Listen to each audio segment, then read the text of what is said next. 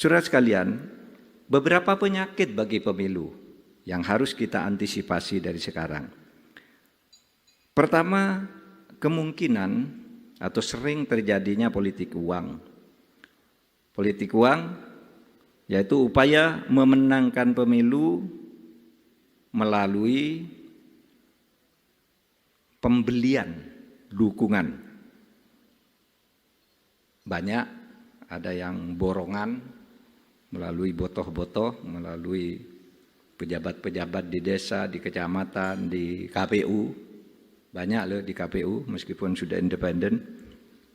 Karena KPU itu bukan hanya di Jakarta, itu ada sampai ke daerah bahkan ke tingkat TPS itu sebenarnya orang-orangnya KPU semua.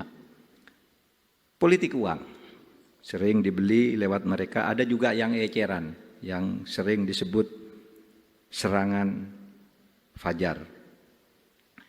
Saudara, hasil penelitian yang dilakukan oleh KPK yang diumumkan beberapa waktu yang lalu bahwa peningkatan volume terjadinya korupsi itu selalu sejalan dengan pelaksanaan pemilu dan pilkada. Kalau berdasar hasil penelitian itu, misalnya korupsi-korupsi itu terjadi pada tahun 2003 dan 2004, kemudian 2008 dan 2009, itu meninggal pemilu semula yang banyak. 2014, 2018, 2019, dan mudah-mudahan ini menurun tahun 2023 dan 2024. Ini hasil penelitian. Ketika pemilu belum serentak, pemilu pilkada, tampak jelas bahwa di mana akan ada pilkada pada tahun berapa, di situ peningkatan korupsi terjadi. Berarti pemilu ini selalu diiringi dengan terjadinya upaya melakukan korupsi atas keuangan negara. Nah, disitulah sebabnya penangkapan biasanya banyak terjadi menjelang pemilu. Lalu yang juga mengganggu pemilu, saudara, adanya banyaknya hoax, berita-berita bohong. Berita bohong yang isinya memecah belah, memfitnah, dan sebagainya, Nah, saudara, oleh sebab itu ini juga harus diingat bahwa pemilu itu adalah ekspresi demokrasi. Dan demokrasi itu akan menjadi liar, akan menjadi merusak masyarakat kalau tidak ada nomokrasi. Oleh sebab itu, kita akan tegakkan siapa yang memain-mainkan demokrasi, nomokrasi akan ditegakkan kepadanya. Tidak bisa atas nama demokrasi lalu orang memecah-mecah kehidupan bangsa dan negara kita. Membuat fitnah, mencaci maki sesukanya dan sebagainya atas nama demokrasi, atas nama hak asasi. Ingat bahwa para pendiri negara kita sejak awal sudah mengatakan demokrasi saja tidak boleh ada di negara ini.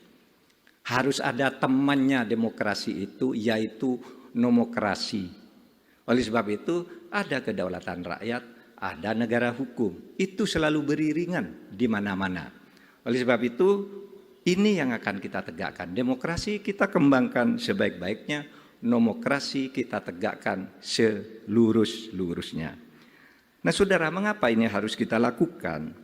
Karena berdasar hasil Sigi Kompas, itu dicatat bahwa masyarakat itu, 56% masyarakat kita itu terkait dengan pemilu ini khawatir akan terjadi perpecahan atau polarisasi.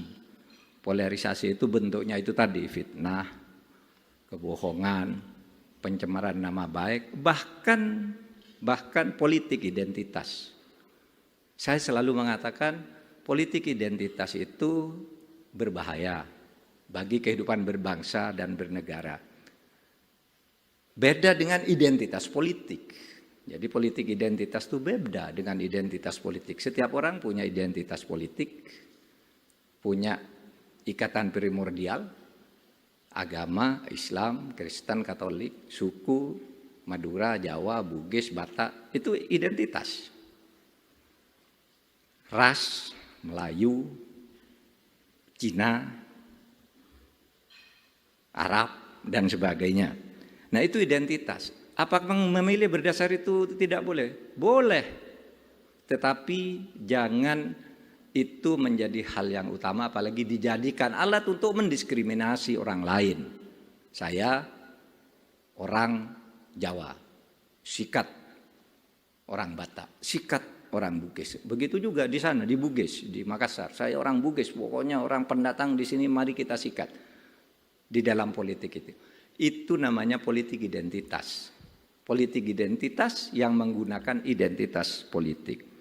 Nah, saudara sekalian, supaya diingat bahwa pemilu itu adalah mencari pemimpin bersama, bukan mencari musuh.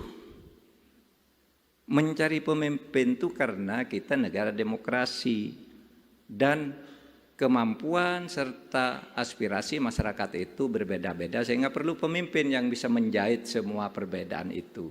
Oleh sebab itu, begitu selesai pemilu, selesai. Kita sudah memilih pemimpin, bukan yang tadinya tidak memilih seperti kita lalu dianggap musuh, lalu terus menjadi oposisi yang membelah. Mengontrol boleh, mengkritik itu boleh, tetapi menimbulkan perpecahan yang menaun, memanjang gitu.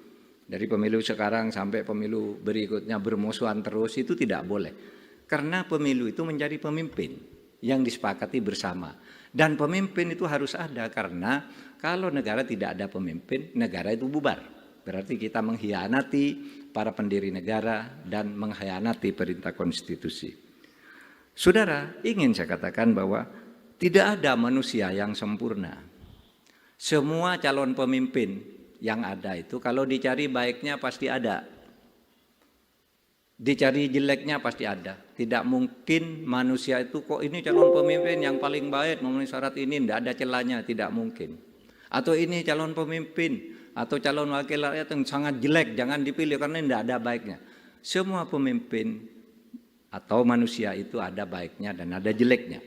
Oleh sebab itu kalau misalnya saudara berpikiran, wah calon pemimpin kita ini tidak ada yang baik, semuanya jelek, maka jangan tidak memilih. Pilihlah yang kejelekannya lebih sedikit. Karena pemimpin harus ada. Kalau tidak, saudara sekalian, maka kita sendiri yang akan rugi.